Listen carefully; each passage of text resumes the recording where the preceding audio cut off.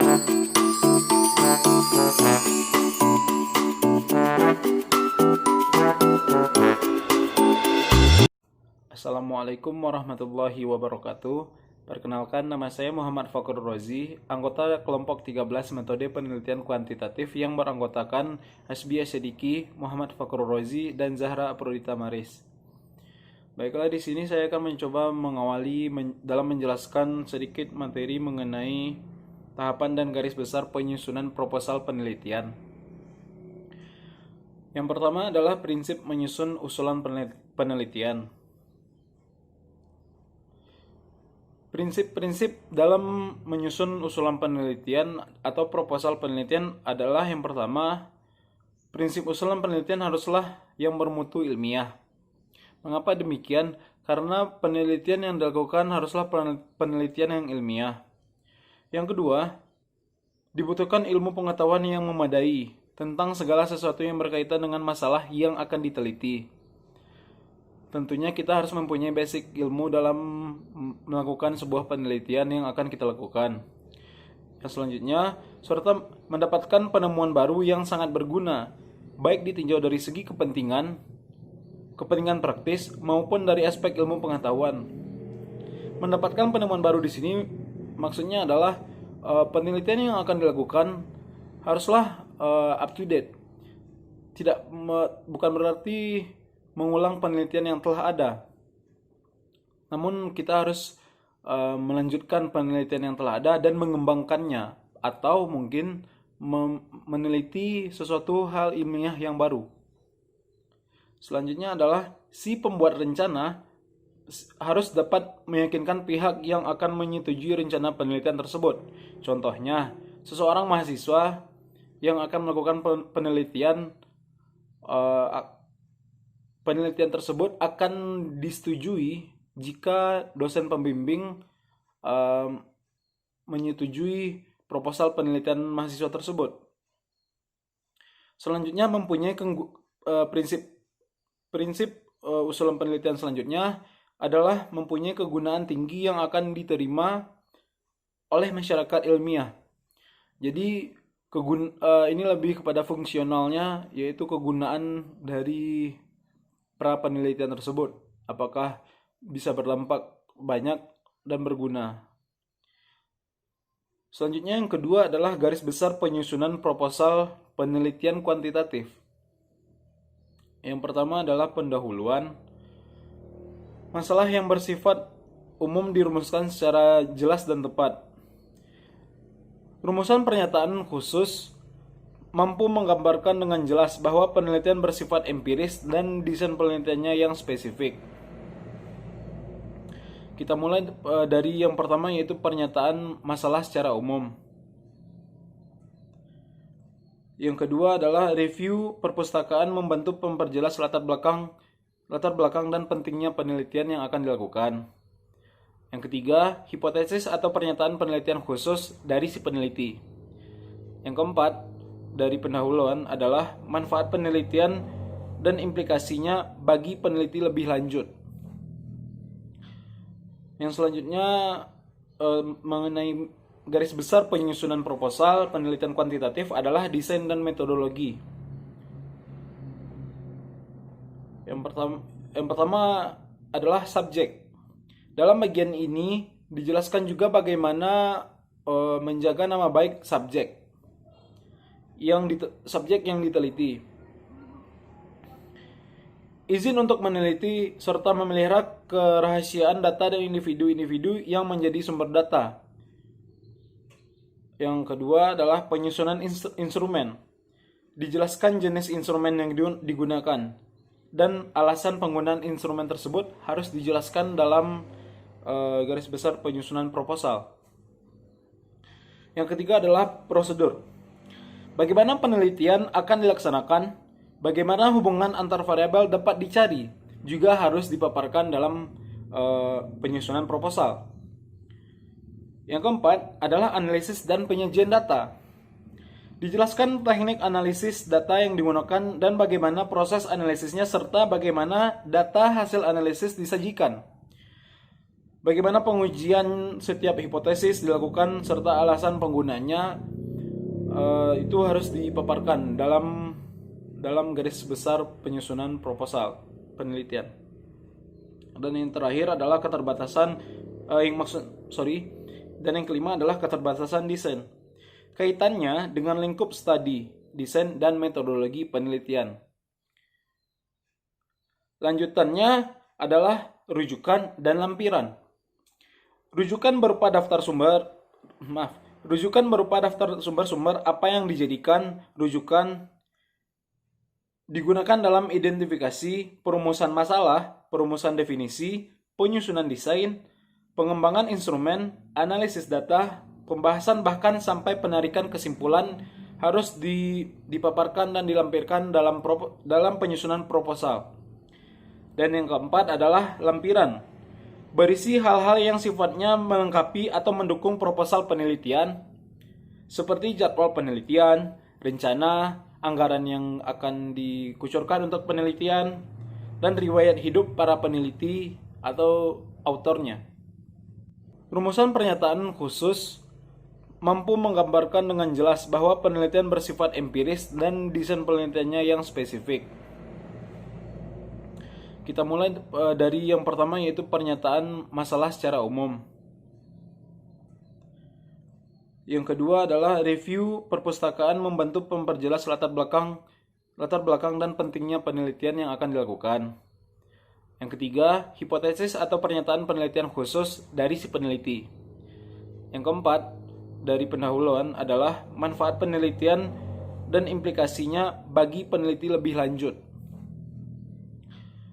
Yang selanjutnya mengenai garis besar penyusunan proposal penelitian kuantitatif adalah desain dan metodologi.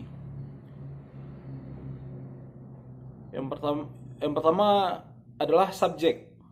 Dalam bagian ini dijelaskan juga bagaimana menjaga nama baik subjek yang diteliti. Izin untuk meneliti serta memelihara kerahasiaan data dan individu-individu yang menjadi sumber data. Yang kedua adalah penyusunan instrumen. Dijelaskan jenis instrumen yang digunakan dan alasan penggunaan instrumen tersebut harus dijelaskan dalam garis besar penyusunan proposal. Yang ketiga adalah prosedur. Bagaimana penelitian akan dilaksanakan? Bagaimana hubungan antar variabel dapat dicari juga harus dipaparkan dalam penyusunan proposal. Yang keempat adalah analisis dan penyajian data. Dijelaskan teknik analisis data yang digunakan dan bagaimana proses analisisnya serta bagaimana data hasil analisis disajikan. Bagaimana pengujian setiap hipotesis dilakukan serta alasan penggunanya itu harus dipaparkan dalam garis besar penyusunan proposal penelitian. Dan yang terakhir adalah dan yang kelima adalah keterbatasan desain. Kaitannya dengan lingkup studi, desain dan metodologi penelitian. Lanjutannya adalah rujukan dan lampiran. Rujukan berupa daftar sumber-sumber apa yang dijadikan rujukan digunakan dalam identifikasi, perumusan masalah, perumusan definisi, penyusunan desain, pengembangan instrumen, analisis data, pembahasan bahkan sampai penarikan kesimpulan harus dipaparkan dan dilampirkan dalam penyusunan proposal. Dan yang keempat adalah lampiran. Berisi hal-hal yang sifatnya melengkapi atau mendukung proposal penelitian, seperti jadwal penelitian, rencana, anggaran yang akan dikucurkan untuk penelitian, dan riwayat hidup para peneliti atau autornya. Baiklah, untuk materi selanjutnya akan dilanjutkan oleh rekan saya Hasbi Esadiki. Terima kasih. Assalamualaikum warahmatullahi wabarakatuh. Perkenalkan, nama saya Hasbi Esadiki, BP 1004. Di sini saya akan mencoba melanjutkan pembahasan dari rekan saya. Di sini saya akan melanjutkan materi mengenai tahapan penyusunan proposal PK. Nah, pasti teman-teman bertanya-tanya apa saja sih tahapan-tahapan yang harus kita lalui gitu, atau yang tahapan untuk menyusun proposal PK. Nah, yang pertama adalah pengajuan judul. Nah, pasti teman-teman udah tahu tuh pengajuan judul itu gimana gitu. Nah, judul peneliti. Nah, dalam penelitian kuantitatif itu judul penelitian ilmiah itu pada umumnya mencerminkan isi dan tujuan utama penelitian itu sendiri. Bahkan bisa juga menunjukkan kira-kira metode penelitiannya apa gitu. Misalnya menunjukkan kira-kira tuh metode penelitiannya kualitatif gitu atau kuantitatif tuh dan lain-lain gitu. Nah, kemudian tahapan yang kedua adalah tahapan pengajuan masalah itu atau bab 1. Nah, biasanya pengajuan masalah ini itu terdapat pada proposal penelitian bab 1. Nah, jadi masalah dalam penelitian ini itu diartikan sebagai sebuah penyimpangan atau terjadinya sebuah kesenjangan antara yang seharusnya dengan realitas yang terjadi antara das Solem dengan das Selien gitu. Nah, biasanya dalam pengajuan masalah ini itu tuh menyangkut pautkan mengenai latar belakang masalah. Nah, latar belakang masalah ini terdiri juga dari beberapa unsur di dalamnya. Yang pertama adalah identifikasi masalah, pembatasan masalah, rumusan masalah, dan kegunaan penelitian tersebut. Nah, kalau identifikasi masalah itu sejumlah aspek permasalahan yang muncul sehubungan dengan tema atau topik atau judul penelitian. Nah, dalam bagian ini perlu dituliskan berbagai masalah yang ada pada objek yang akan diteliti. Nah, semua masalah dalam objek, baik yang akan diteliti maupun tidak akan diteliti, itu sedapat mungkin dikemukakan gitu, untuk dapat mengidentifikasi masalah dengan baik. Nah, jadi peneliti itu perlu melakukan studi pendahuluan ke objek yang akan diteliti. Nah, seperti apa? Melakukan observasi, kemudian wawancara ke berbagai sumber. Nah, sehingga semua permasalahan itu dapat diidentifikasikan berdasarkan berbagai permasalahan yang telah kita ketahui tersebut. Nah, selanjutnya dikemukakan pula hubungan suatu masalah dengan masalah yang lain gitu. Masalah yang akan diteliti ini kedudukannya di mana di antara masalah yang telah diidentifikasi, masalah apa saja yang diduga berpengaruh positif dan negatif terhadap masalah yang diteliti. Nah, selanjutnya masalah tersebut dapat dinyatakan dalam bentuk variabel. Nah, yang kedua adalah pembatasan masalah. Nah, karena adanya keterbatasan waktu, dana, dan tenaga, kemudian teritori, dan upaya penelitian itu dapat dilakukan secara lebih mendalam, maka semua masalah yang telah diidentifikasikan tersebut untuk diteliti. Untuk itu, maka peneliti perlu memberikan sebuah batasan, di mana peneliti harus melakukan itu.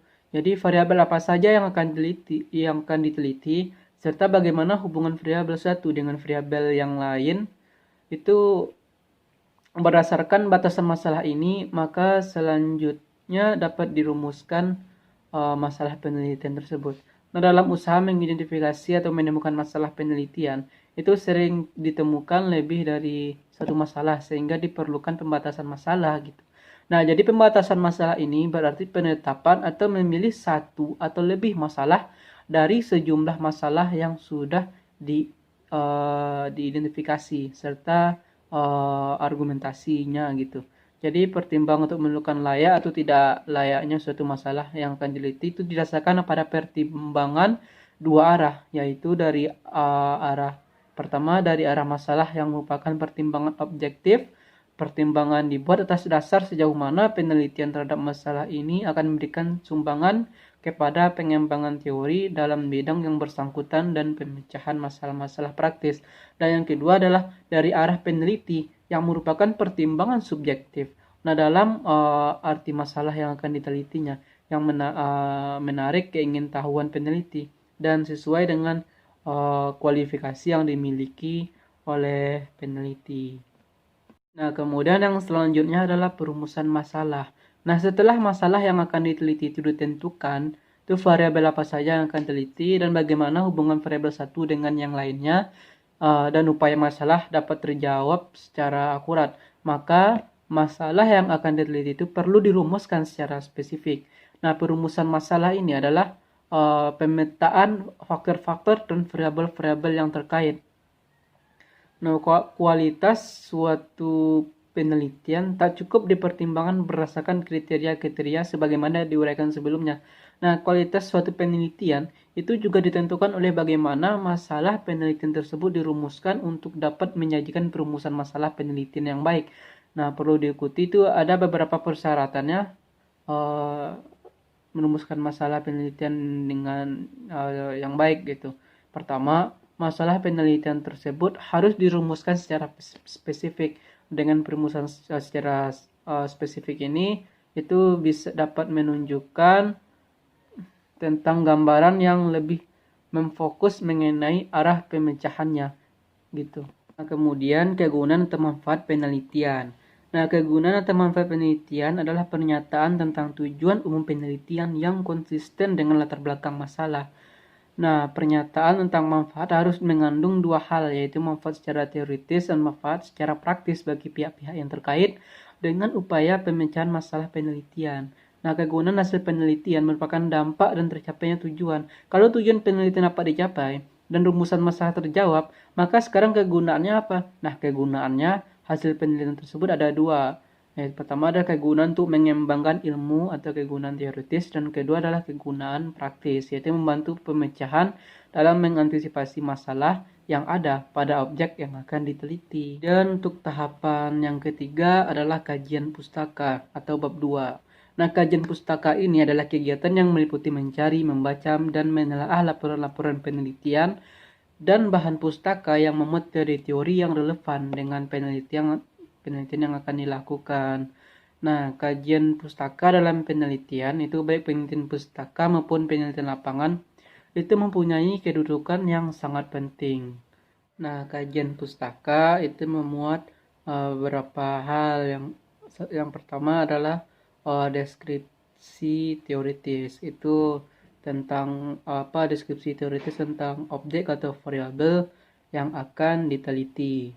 Nah, yang kedua adalah penelitian yang relevan, kemudian kerangka berpikir, dan kemudian hipotesis penelitian. Nah, selanjutnya tahapan yang terakhir adalah metodologi penelitian atau bab 3. Nah, jadi dalam metodologi ini ada yang namanya tujuan penelitian, tempat dan waktu penelitian, metode penelitian, desain penelitian, populasi dan sampel, kemudian teknik pengumpulan data, instrumen penelitian, dan terakhir adalah teknik analisis data. Nah, dan mungkin sekian yang bisa saya sampaikan.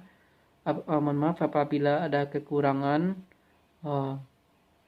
Saya akhiri. Assalamualaikum warahmatullahi wabarakatuh.